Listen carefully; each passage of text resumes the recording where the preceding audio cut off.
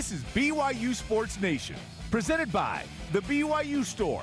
Simulcast on BYU TV and BYU Radio. Now live from Studio C, here's Jarom Jordan and Jason Shepard. What is up, BYU Sportsnation is live. Your day-to-day play-by-play in Studio C, presented by the BYU Store, official outfitter of BYU fans everywhere. It is Wednesday, August 24th. Tick, tick, tick, tick. Getting closer to football season. Let's go. Thanks for being here. I'm Jarom Jordan. Teamed up with the guy who is still looking for his Built Bar scholarship, Jason Shepard. I believe I still have eligibility, so I'm just saying it's there. Look, has your 5-year clock started? Because well, JC didn't count.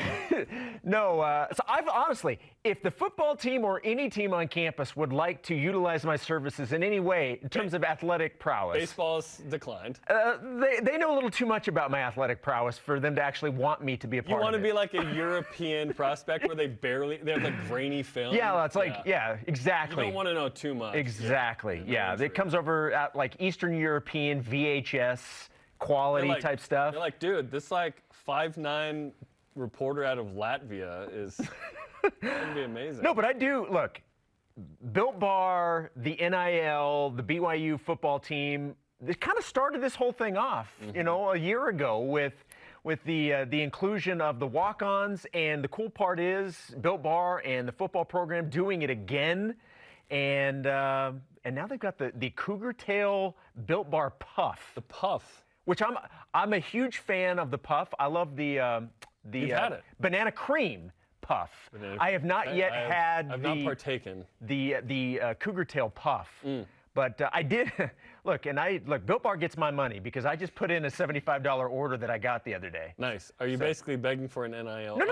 No. I am saying I am paying for my Built Bars. Right. So you know that when I say I love them, I'm putting my money where my mouth is. Yes. Literally. What you care about is what you spend time and money on. Yes. That's just a fact. Okay? Yes. Congratulations to the walk-ons who got the same deal that they got last year with Built Bar. Congratulations, Built Bar. Awesome. Just showing up in a major way with and delivered by Cosmo via the air. Literally parachuting in. Now we know why he did that, by the way. Yeah. That was part of that deal. Yeah, it's pretty cool. Which is crazy. Like, I said this yesterday. We are numb to how amazing Cosmo is. Cosmo is the best. We're also numb to how close we are to the South Florida game. Hit it. Countdown to the Bulls. 10 days away. It's one of those ones where you have to add the away because of the silver. You sure you didn't want to go 10 days? We thought about it, and then we didn't think about it anymore. Okay. Here's the show lineup. The Cougars are a Tier 6 college football program, and Iliasa Tuiaki is a Tier 2 coach. Says who, and do we agree? Iliasa Tuiaki, defensive coordinator, on quarters versus man aggression levels, and how this defense can get deep enough to hold up against the UABs of the world at the end of the season. We had that discussion. We've got highlights from the final fall camp scrimmage yesterday, and Isaiah Glasker's interception that made SportsCenter. Amazing play. We'll show you that. And today's the anniversary of the amazing 1996 win against Texas A&M. Brent Musburger on the call. We'll play some highlights. We are loaded, but first, Jason, give us some headline puffs, will you? These headlines will be delicious.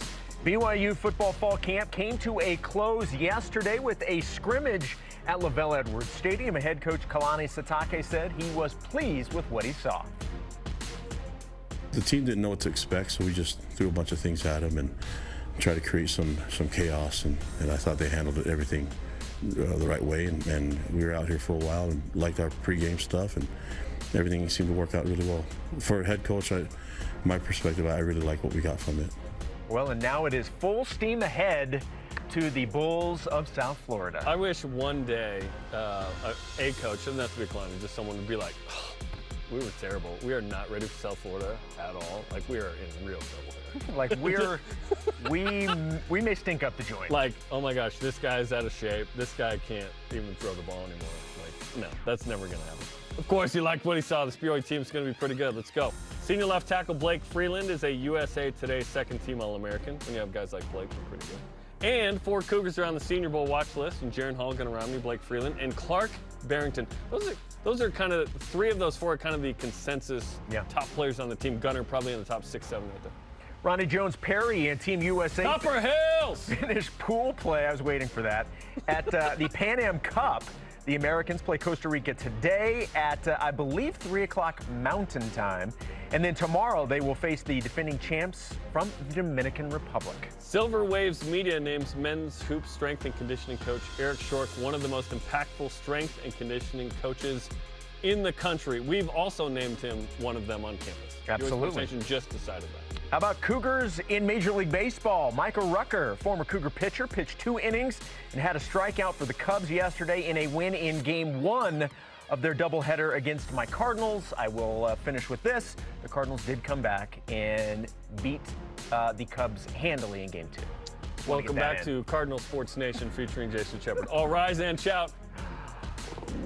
It's time for What's Trending. You're talking about it, and so are we. It's What's Trending on BYU Sports Nation.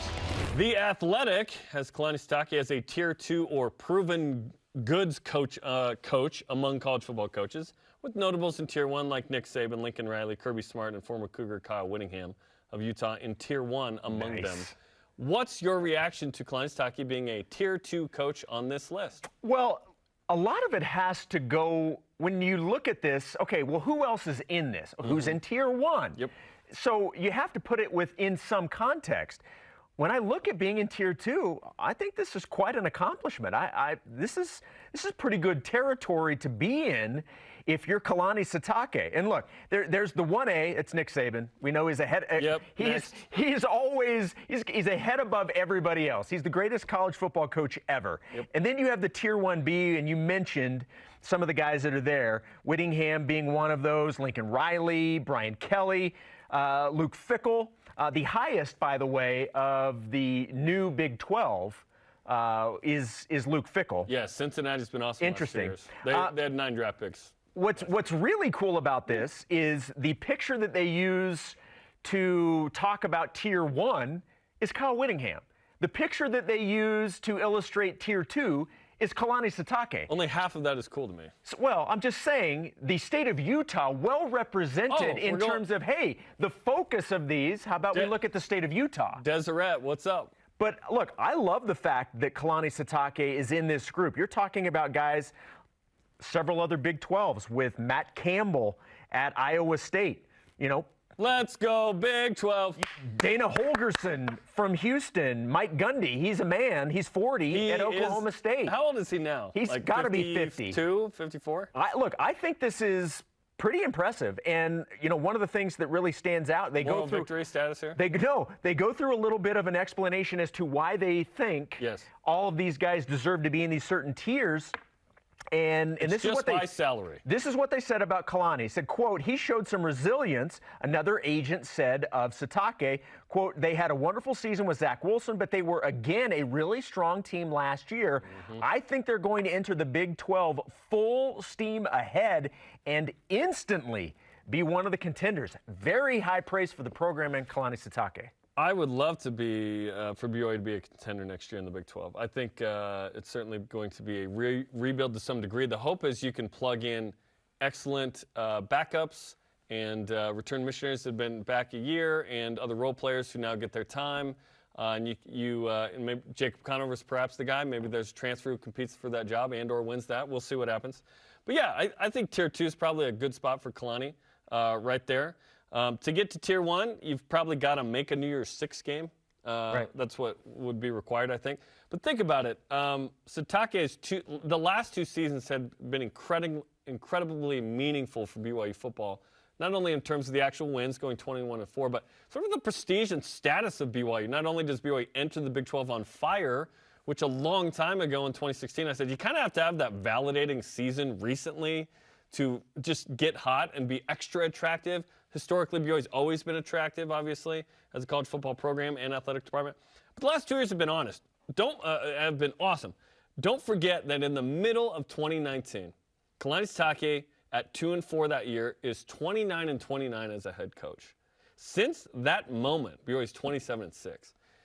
And that's also the game that Aaron Roderick starts calling the plays on offense. I continue to preach that from this Rameumptom, that Aaron Roderick is one of the, if not the big, head coach is the biggest, but Aaron Roderick's one of the most influential pieces of this turnaround for BYU. So Tier 2 is great. I think that's a good spot. You win a Power 5 league and you get into the top 5 2 of the last 3 years. That makes sense for Kyle Whittingham. they get into New Year's Six last year, finally as a Pac-12 member. And yeah, that's great. For BYU to continue to evolve, you probably need to, the next step in the evolution isn't a continue with 10 wins per se thing. It's, okay, you got to have that like one loss a year, maybe even undefeated, where you actually get into the New Year's Six.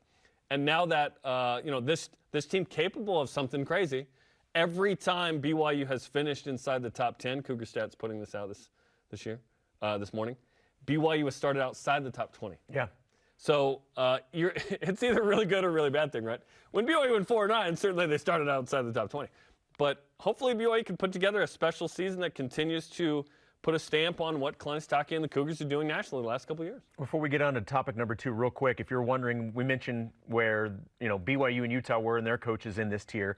Utah State, Blake Anderson coming in Tier 3, and honestly, after like one great year at Utah State, maybe the biggest solid at Arkansas State. Maybe the biggest surprise to me, they had Dave Aranda from Baylor in Tier 3. That surprises me a bit. I don't know why Dave wouldn't be in Tier 2, Agreed. given the incredible defense at LSU in 2019 during the national championship as the DC, and then, of course, winning a Power 5 league in Baylor. I think Utah is more sustained than Baylor at this point. Baylor has a good history, but Dave Aranda at Baylor is just one good year. So perhaps that makes sense. But, hey, you win a Power 5 league, that's pretty good, man. Like, it might be a sec before BYU gets in that situation. It took Utah 11 years to do it in the Pac-12. All right, because the word of the day is tiers, let's stay with tiers as we go to topic number 2. ESPN has BYU as a Tier 6 team. And again, there'll be some context with this because immediately you're probably like, Tier 6? That's really, really low. ESPN has them as a Tier 6 team and an under-the-radar gem. So how would you best describe BYU's outlook this year on the national scene? Yeah, people perceive BYU, mostly, the smart ones, as a top 25 team, right? When you look at the first couple of tiers, you go up to Tier 5. It's like Baylor, Houston, Kentucky, Michigan State, Oklahoma State, Wake Forest. Wake Forest quarterback, by the way, out for the year. They're not going to be the same. Tier 4, Miami, Texas, USC, right? Tier 3, NC State, Texas, yeah, there's not a lot Utah, Wisconsin.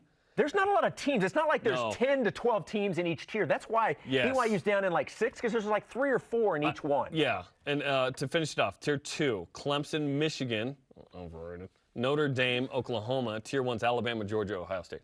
So 6 is, I think this is spot on for where BYU probably is. I could see an argument for 5, maybe even 4. 4 is probably pushing a little bit. But what we hope is that BYU proves itself to be in Tier 4 or 5, if you will.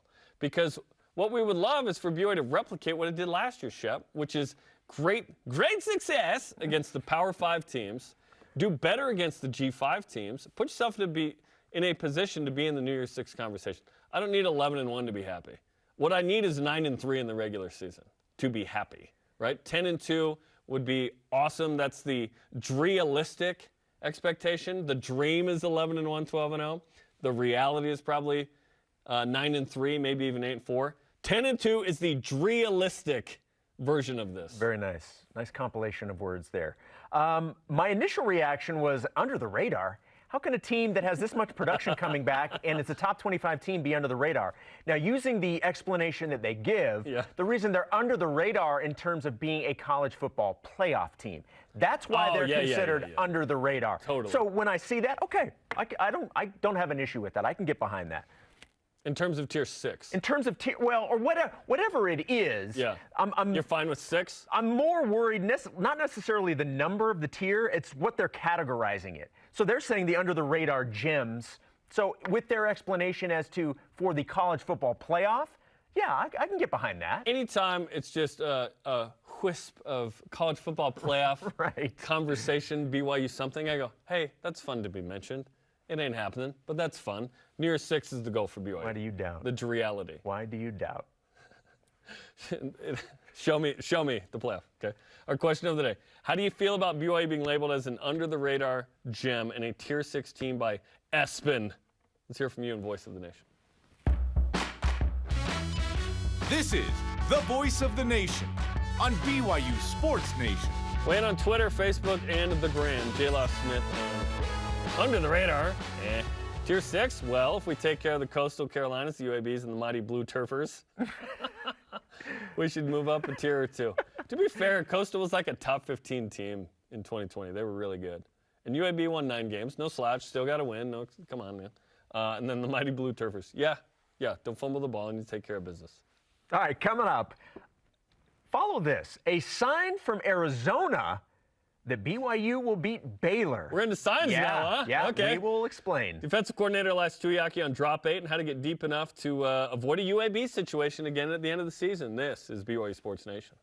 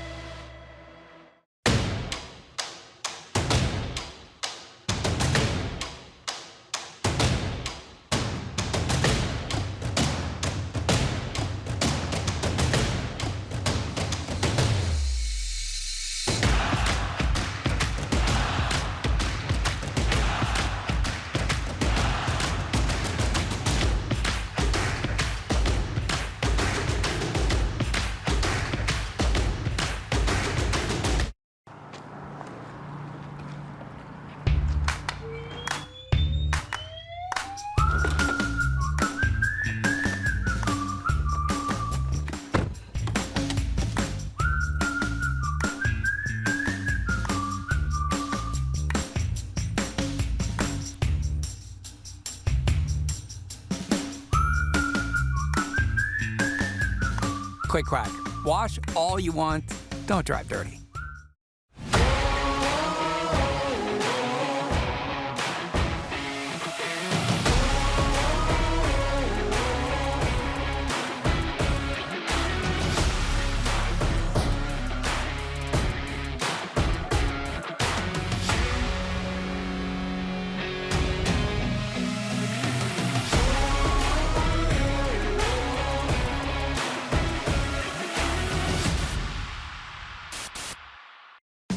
This is BYU Football with Kalani Sitake and Greg Wrubell. When I was younger, I was a better dancer. Don't show any more dancing. Yeah, okay, good.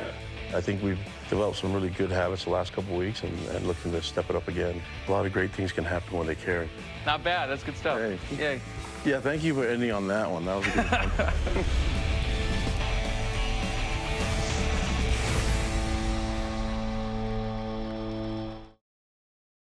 BYU Sports Nation is presented by the BYU Store, official outfitter of BYU fans everywhere. Dave McCann, Blaine Fowler, and David Nixon look at some of the key returners for BYU football, including Keenan Peely, Lopini Katoa, or Leaping Lopini, Tyler Batty, and more today on After Further Review. You can watch it anytime on the BYU TV app. Does anyone love alliteration more than broadcasters? I think not. We love that stuff. We're live in Studio C with your day-to-day BYU Sports play-by-play. He is Jason, born identity shepherd. I am Jarom Jordan. Great to have you. Sometimes the defensive coordinator, Iliasa Tuiaki, gets some grief. Drop 8 stinks, Cougar Board might say. Well, sometimes it's that simple, right? Second half versus Virginia, 2019 versus USC, and Utah State against young quarterbacks throwing picks. Sometimes it doesn't work as well. Drop 8, depth, MMA are all part of the discussion I had with the Cougar DC yesterday after the final scrimmage of fall camp. That mustache is looking super legit, dude. How would you rate your mustache compared to your cohorts on the staff? It's coming in, but I don't think I'm anything close to all those other guys. They're a little bit more manly than mine. But have they competed in MMA? No, I can probably beat them all up. No, Would be the quickest win. No, just kidding. How's camp going so far? Because you guys have put a bow on technically fall camp. How did you feel it went? What did you learn? I thought camp was good, from the defense perspective. We've got a lot of players that can contribute on the defensive side, which we're going to need. We've got a lot of experience coming back. Stayed healthy on the defensive side, which was huge for us during fall camp, but got the work that we needed. And we're at the point now where we're tired of beating up on each other and we're ready to go play somebody else. What's the greatest pro of having as much experience as you have on the defense? Because I think this might be the most experienced BYU team of all time because of COVID. You just have so many guys that you've been working with for several years. Right. Yeah. No, I mean, having the experience, I mean, obviously across the whole team, it's great to have all that returning power on the offensive side, but on defense, it gives us an opportunity to just stay deep. It's that's one of the things is just through the years starts to really get you. And last year was an example of it. I mean, depending on the year, you hope you can stay healthy, but if you're losing anybody, things change, and the way that you game plan change, and the way that you want to try to stop people changes. And so having this much depth, having this much experience for us to be able to play all the different schemes that we think we need to play to win, and not have to not have to check certain things just because we feel like we may not be able to do it, has been great. I mean, we've got the depth that we feel like we need right now at this point of the season, but we've also got a lot of players that have a lot of experience, that have been in games, that are familiar with the system, know the language, and just giving us snaps, throughout the season. So I think it's been really exciting for us to get all that. Last year was so incredible. There were so many amazing wins, right? The UAB game, you're pretty beat up at the end there, but let's be honest, in the future, that's where you want to be ready to win a massive game, hopefully in a New Year's Six and a Big 12 championship game, right? What is it going to take to get to the point where in game 12 and 13, or I guess it might even be 13 and 14 one day, that you have the depth that you want, should there be injuries, because, hey, this is football? Yeah, it's, it's a great question. And really, any team, every single team that you look at, right? It's all kind of relative to who you are and the type of players that you've got in your team. But even when a national championship team like Georgia or Alabama, Ohio State, and when they lose, a key player on the offensive side or defensive side, it changes them a little bit, right? And so, for us, if we can stay healthy, I mean, it just gives us an opportunity to compete. And like you were saying, last year, 3 games left in the season, and we were really running on fumes and just trying to figure out ways to win games. And the offense did a great job, just especially in the last part of the season, just kind of carrying us and scoring points and just scratching and clawing our way as a team, trying to find wins. And so last year was just tough. I felt like going into the USC game we were really running on fumes and found a way to win, and the offense did a great job with that one.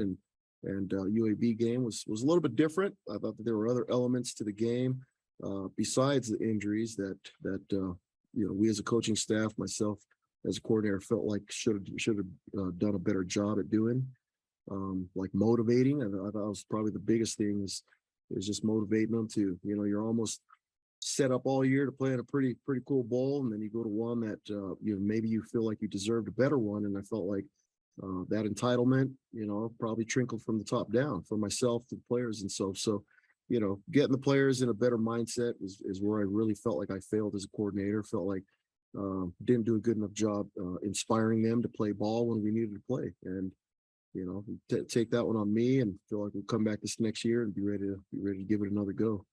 And I don't want to linger on the UAB game because there were 6 Power 5 wins there. You know what I mean? But it is interesting because the goals of this program starting next year are to win a Big 12 title. And in game 13, you've got to be your best, which is tough given, how deep you can be. Because with the transfer portal, it's tough because you can't have like a legit 3 sitting there that isn't anxious to play. You know what I mean? If they're not in the top 2, they may bounce. So it's hard to really get that depth because people want to play. So in terms of what you have this year, obviously you have a ton of experience. Does that change the way you call plays in game and or prepare, knowing, okay, we have people who have been there, who know the calls, as you mentioned, who have been in the fights? How does that change anything for you compared to where maybe some of your backups would be RMs you have to throw in the mix, which is not the case this year? Yeah, it does. It does change the way that you call it. And this fall camp, has been really good for us as a defense to really, figure out who we are and where we're at. And, the biggest thing with defenses is, can you play man? Can you play man coverage? Can you play quarters coverage, which is really a lot more aggressive than man coverage? And can you do it consistently? Do you have to, how many changeups do you need in it? So like the Virginia game, for instance, right? We went in with a game plan to go a lot of man coverage and just had a couple changeups. Well, that was a weird game because we were up 21-0 in the first quarter, but the TV, the ESPN people had it flipped over, and so we were still not a televised game. And so the refs were at the, they were trying to just hurry the game up, and we were going fast, and felt like we got to the point where we were still schematically playing a lot of the same coverages. We were playing a lot of man, but physically and with our depth, we weren't there yet. We weren't at the point where we can continue to play man. Me as a coordinator should have saw that and said, you know what, let's throw more changeups in it now because we're going fast. There's no timeouts. There's no TV timeouts. The offense is scoring in 1 or 2 plays. We're back out on the field. And we started to see that in the second quarter where we're playing with a lot of bad technique because of fatigue and playing with a lot of bad, really just calls by my part. There's a lot more aggression in situations where we probably just should have said, hey, let's back it up a little bit, make them earn it. Let's get ourselves back in. Zones give you time to catch up. But it wasn't until halftime when we came back and made that adjustment and played a little bit better in the second half. But that second quarter was the wild, wild west, man. That was crazy. That was a 5 Coke night for me. I had that many in the press box. Okay, for all you drop 8 haters, that wins the Virginia game, as we've talked about. But I'm a drop 8 proponent, especially given the way the secondary is played, which brings me to this. Caleb Hayes had an incredible interview with Spencer on Saturday. It was great. He addressed being Black and not a member of the church at BYU and how great this place is, the secondary, his personal goals. He feels like this secondary could be one of the best in BYU history. Now, obviously, he said, hey, we got to go out and prove it. Yeah. But how confident are you in their abilities, Caleb Hayes and D'Angelo Mandel and Jacob Robinson now at corner and Gabe Judy Lally? It feels like that's a pretty talented group right now. Yeah, and that's one of the things that's changed for us this fall camp, where really never felt like we were at a point where we needed to have a change up. It was like, okay, we're really playing pedal to the metal, full throttle right now, and it's because Coach Guilford's switching out the corners, and we're still, and that's one thing that I always check, right? Like, hey, G, just let me know if we need a change up. Let me know if your guys are tired.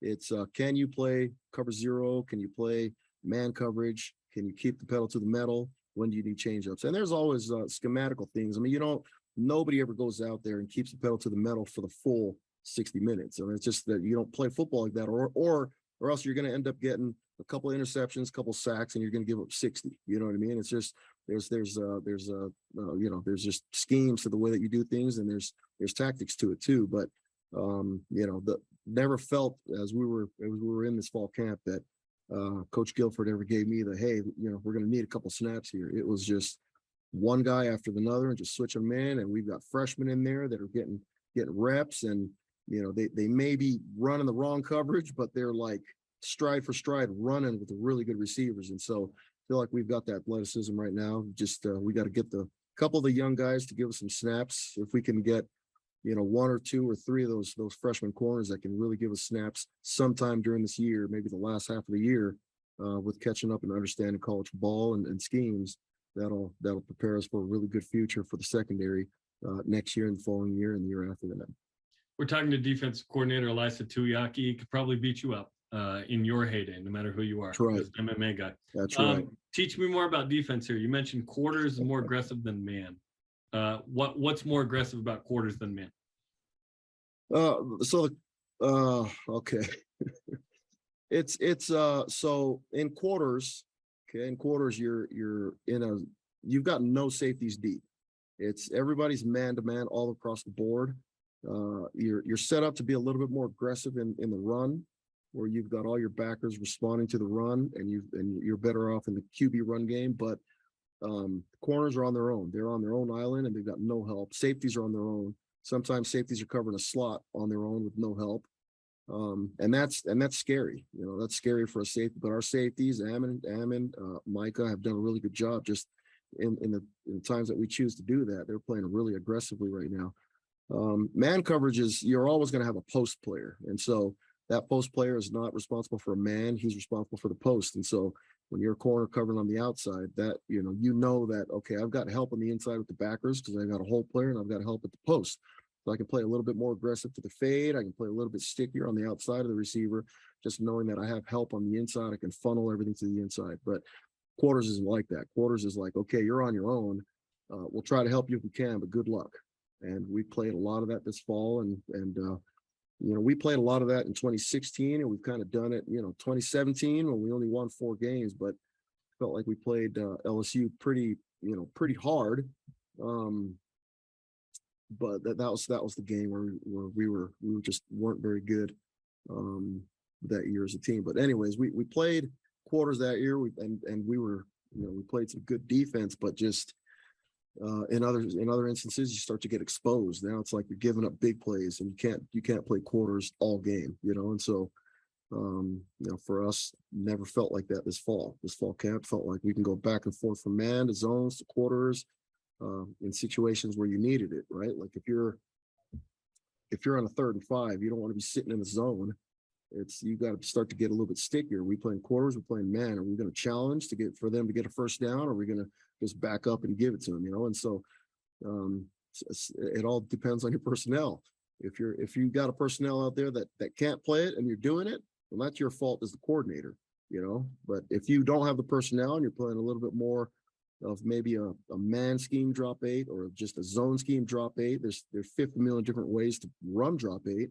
Now you're giving your guys an opportunity to maybe just keep things in front of you and just respond to the ball. And, you don't want to be the corner out there that's just subpar covering skills, but your coordinator's asking you to play man the whole time and everybody's beating on you like a drum, right? Like you're going to lose that corner. He's never going to want to play again, and he's going to want to switch positions. It's just, there's a lot more that goes to calling it and creating schemes, and it just doing the thing that call the play that works all the time. Right? It's like, okay. Yeah, good luck with that. That's the pursuit, right? How much Baylor footage are you watching for the USF game? Because Gary Bohannon played at Baylor versus the South Florida game, who you played last year, and it was this sneaky closer game than people remember.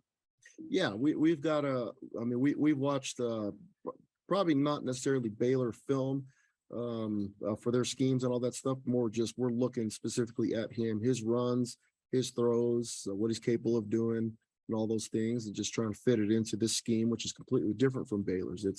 It's more spread. It's a lot more run RPO stuff, and Baylor's just a little bit different.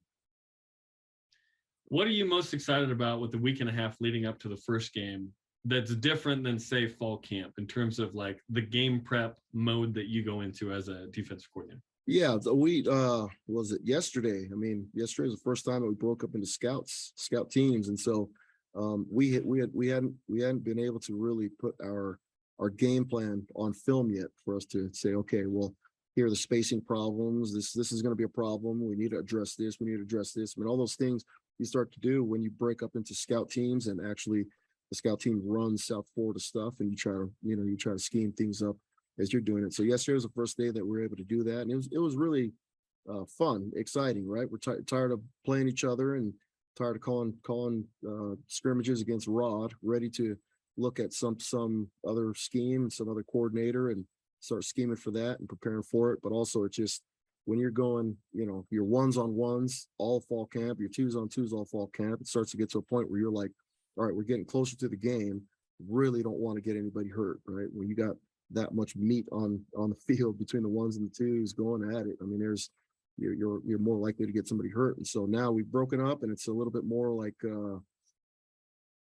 scheme focused instead of just beating up on each other the whole time. All the players talk about, hey, it's us versus them in offense, defense, right? Is that the case with the coaching staff too in fall camp? I've never asked this. It's the case in other places that I've been. It's not really the case here. I feel like we've got a really cohesive staff. Coach Lamb is heavily involved with Kalani on game day with just management and just different ways that we do things. And so he's got to be involved with the offense. And that's what the game management comes down to. There's not much on defense that you can do besides, hey, let's see if we can get a stop and a takeaway here.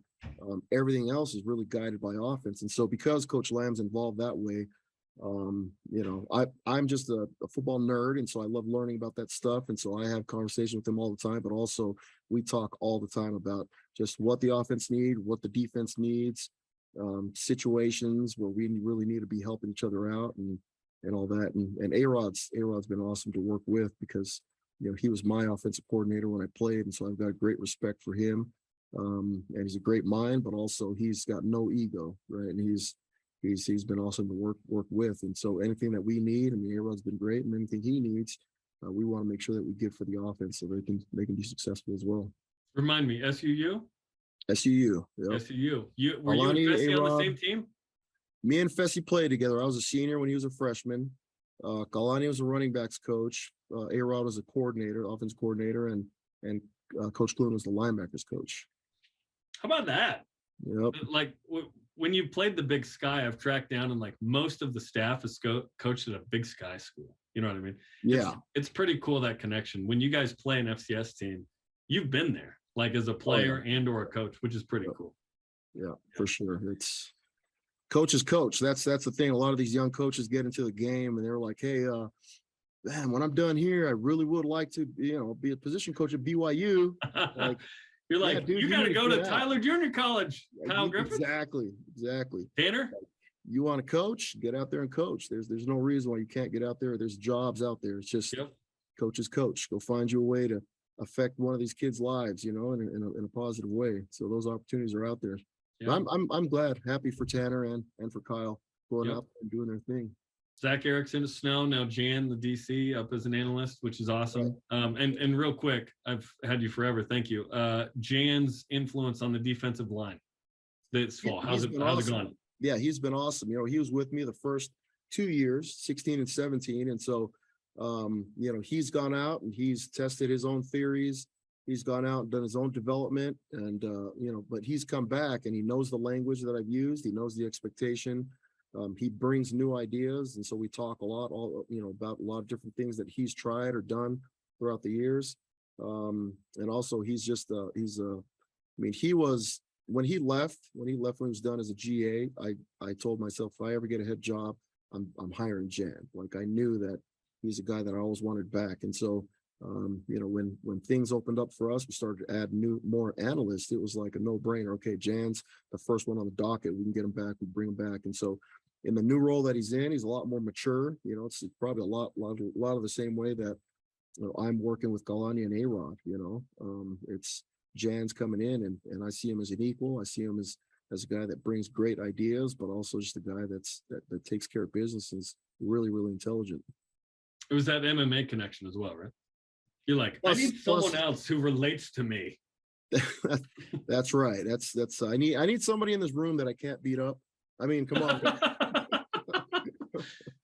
Oh man. Well, we could have seen you at UFC in Salt Lake had you stuck with MMA perhaps, but over the weekend. But that was good. E, thanks for the time, man. Best of luck in the prep for USF. All right, thank you. See you.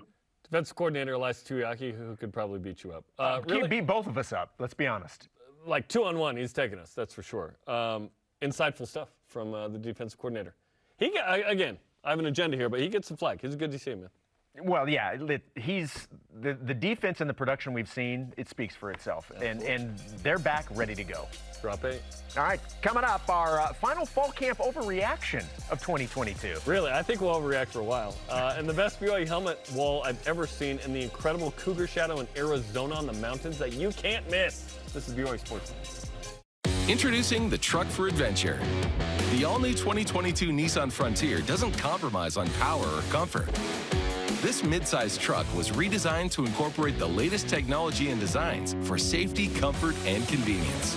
Plus, with up to 6,700 pounds of towing capacity and best-in-class horsepower, it's rugged enough for adventure and still safe enough to transport all your favorite people. Where's your new Frontier? You'll find it at Tim Dowling Nissan Southtown and South Jordan. My name is Spencer Finnegan. I'm from St. Louis, Missouri. During my sophomore year, I got married to my sweetheart, Mary, and there's tons of unexpected expenses when it comes to marriage. We were looking for scholarships. I found the replenishment grant, and my local alumni chapter gave me a grant to help me focus in on school. I'm so excited to, now that I've graduated, give back to those students that are coming to BYU in the future.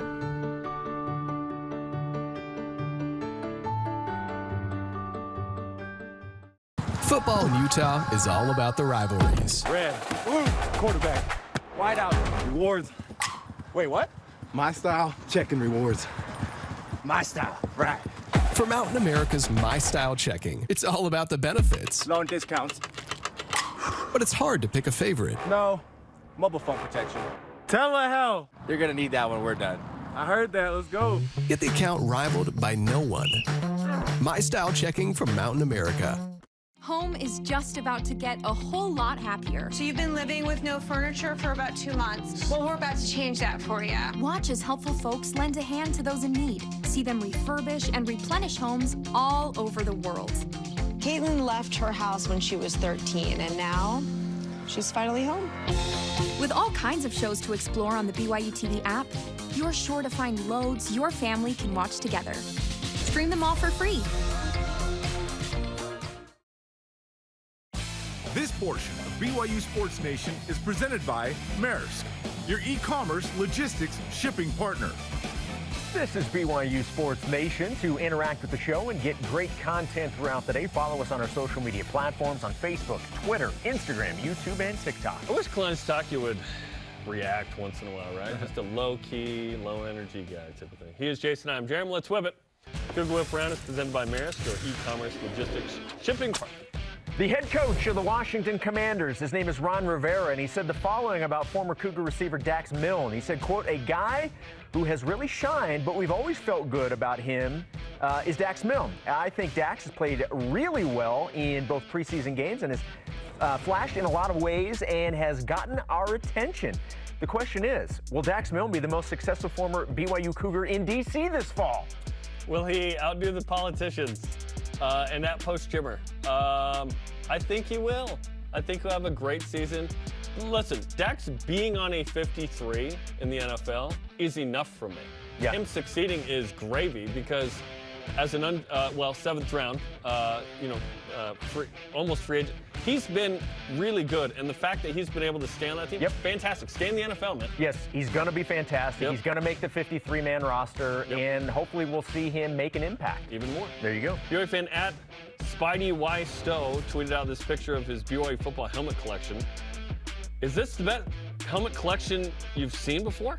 It is amazing, and I am jealous. It looks like it's like, what is it, it's under the stairs, right? I think so, and these are mini helmets. Yeah, they're mini helmets. But I don't care. What a collection. That is absolutely amazing. Every BYU helmet ever.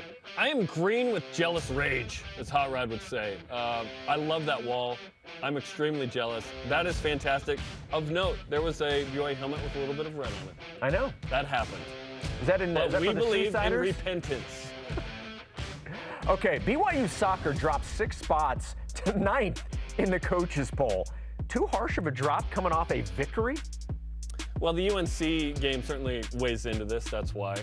I'm okay with that. Well, was it? Yes, technically, but it wasn't like participatory. I think they were trying in that one. Yeah, I believe BYU somewhere more in that range. Number 3 is a little high for me this type of season. I'm more comfortable with kind of BYU in this spot. Well, look, if they were good enough to start at number 3, you get a win and you drop 6 spots, that seems a bit much for me. Don't schedule Fullerton anymore, apparently. Jonathan Slater tweeted the following amazingness. There's a shadow on the Superstition Mountains in Apache Junction, Arizona, that appears twice a year with a massive cougar shadow. This just so happens to be showing up, by the way, on the Baylor week for BYU. First off, 1, do you think this is real? And 2, is this a sign from the heavens? It is a sign. That is the Beat Digger logo right there on the mountains in Arizona. And if it's supposed to show up the Baylor week, I'm feeling pretty good about things right now. That's a win. That is an unbelievable That's photo. awesome. I almost don't believe it. Like, it's too good. The angles are too sharp.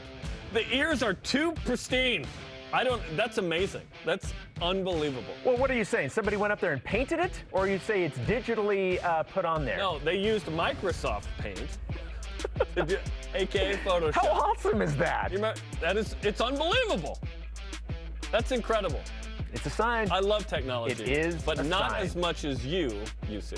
Thank you. All right, coming up, a rise and shout out to a BYU DB getting on SportsCenter. And the final fall camp scrimmage highlights. Our overreaction next. We never do that. We've never done it ever before, or will it? This is BYU. BYU Food to Go's convenient location at 2191 North Canyon Road in Provo makes bringing popular BYU foods to your next event easy. Everything's ready when you need it at the drive and load pickup. You drive in and they load no matter the weather. And stop in the on-site creamery for great BYU chocolate milk and ice cream. BYU Food to Go, bringing campus to your table. Call for details, 801-422-5001.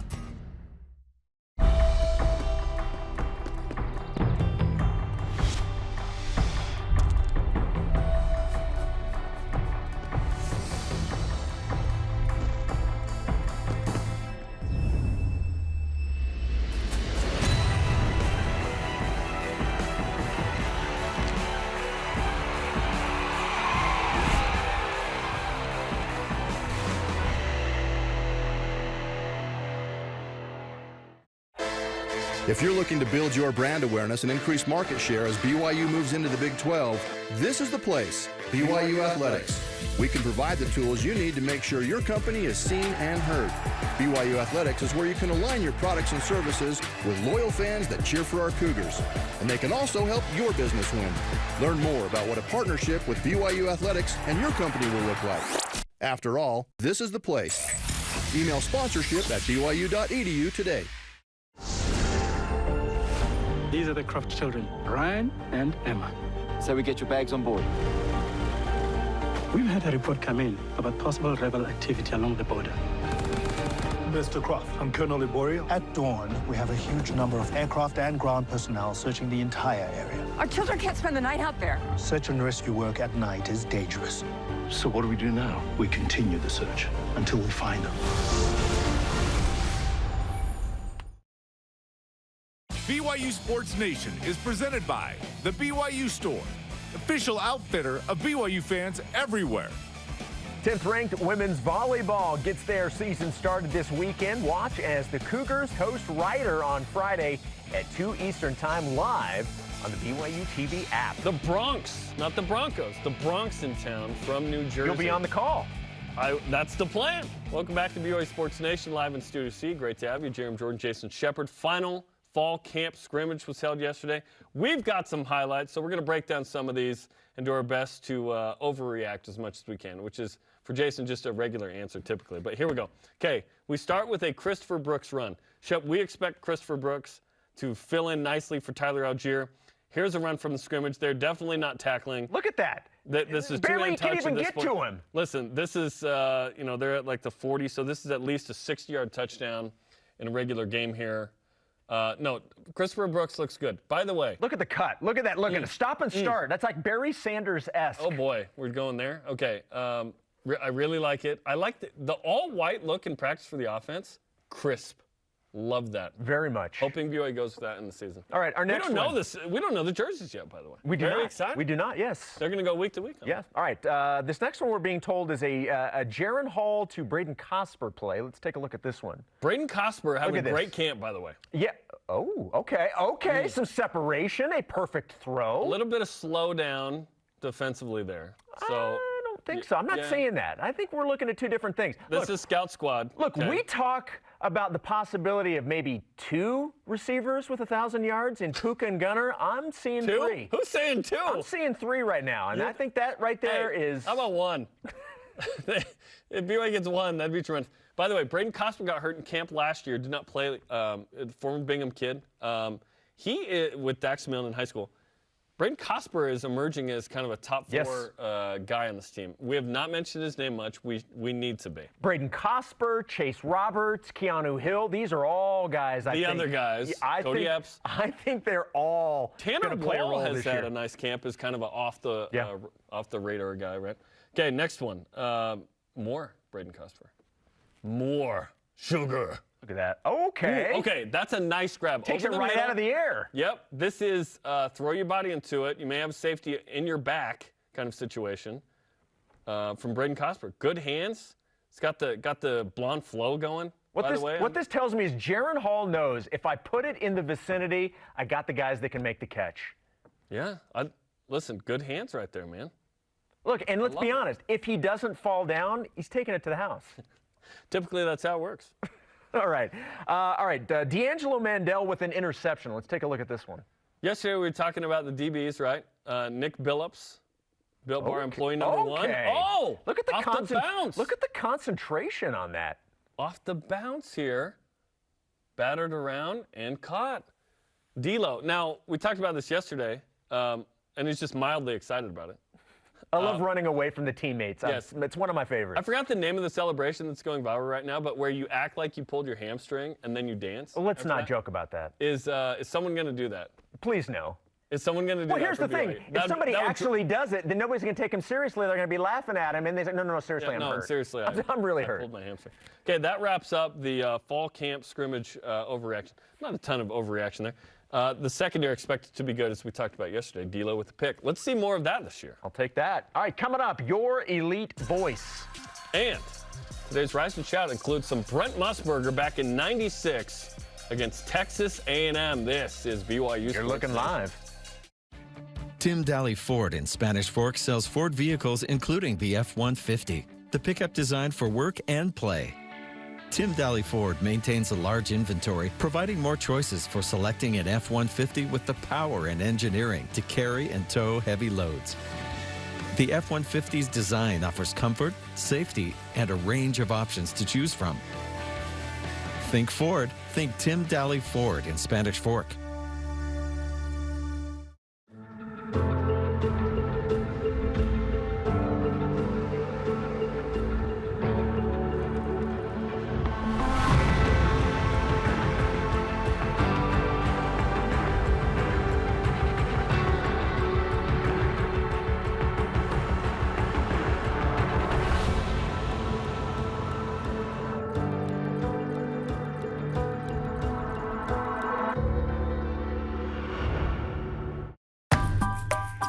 Familiar with the BYU TV app? Yes. I beg your pardon? Sure, it's got great original TV shows. But it also gives you access to family films for free. Wow. Awesome! So gather around, grab some popcorn, and let us do the rest. It'll be fun. Watch some of your favorite films anytime, anywhere. With the free BYU TV app. I like it. This is BYU Football with Kalani Sitake and Greg Wrubell. When I was younger, I was a better dancer. Don't show any more dancing. Okay, good. I think we've developed some really good habits the last couple of weeks and looking to step it up again. A lot of great things can happen when they care. Not bad. That's good stuff. Hey. Yeah, thank you for ending on that one. That was a good one.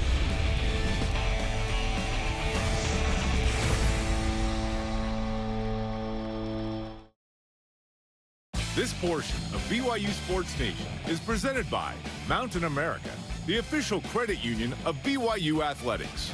BYU Sportsnation is on demand. Download the BYU TV and BYU Radio apps today, or you can download the podcast on your favorite podcast platform. Please, while you're there, subscribe, rate, and review. Our question of the day, how do you feel about BYU being labeled an under-the-radar gem and a Tier 6 team by ESPN? LJ Pearson on Twitter. BYU does well as the underdog. Better to be under the radar than scrutinized by the spotlight. As the team says, avoid the poison. Now, I think that's great now.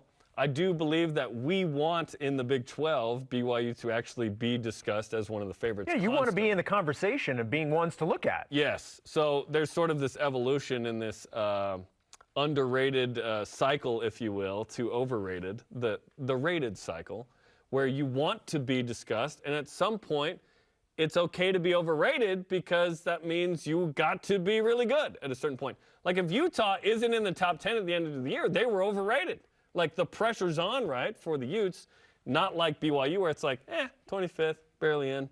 No one thinks we're going to do too much. Thinks we're good, but not that good. There may not be national, pressure. There's certainly pressure from fans. I'm not sure the BYU fan base cares that much about football, said no one. Our elite voice of the day is presented by Sundance Mountain Resort. Noah Snyder, 24 on Instagram. Motivated. We now have another reason to showcase how good we really are to everyone and gain the respect we deserve once again. I just don't want BYU to be in the same category as like Georgia Southern. Like, no one respects us. We got to show them. It's like, no. We're not like everyone else. We've got a Heisman and a national championship and a Doak and a Doak? A Doak Walker as, yep, fun inside joke there.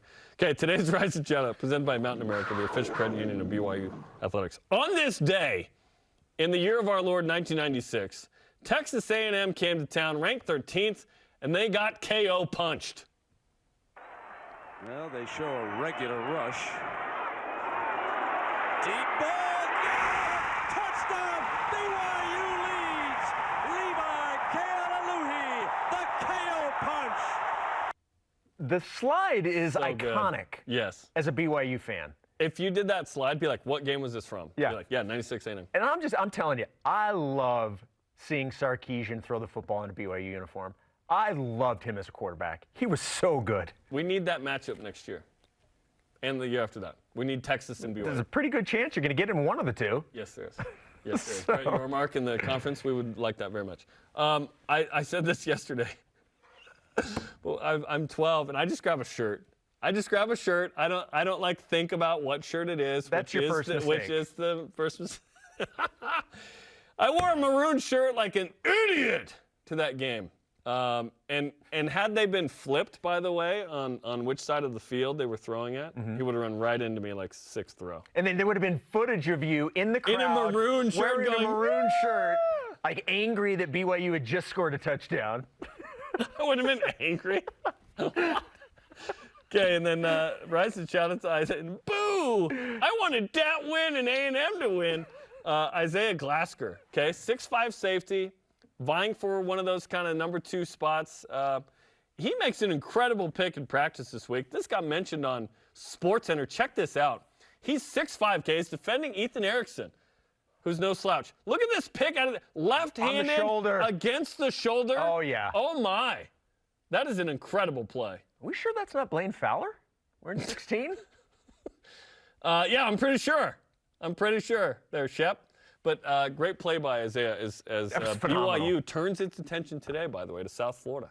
Game prep begins today, and then they leave a week from tomorrow for Tampa in Game 1. We're close, dude. How many days? 10 days away. 10 days away. Tomorrow we're in single digits. It's a single digit. What's tomorrow? Thursday? Yeah. Single digit Thursday. It's a single digit Thursday.